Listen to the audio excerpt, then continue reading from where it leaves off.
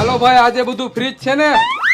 હા ભાઈ, ફ્રી જ છે. હા તો 10 શર્ટ આપી દિયો. 10 પેન્ટ આપી દ્યો, કેમ કે આજે અમે મોટો કોથરો લઈને આવ્યા હી. હાલો આપી દો, એમાં શું ન્યા. હાલો આ 10 શર્ટ પણ હાલો આ 10 પેન્ટ. હાલ ભાઈ, ફટાફટ કોથરામાં નાખવા માંડ. હા ભાઈ.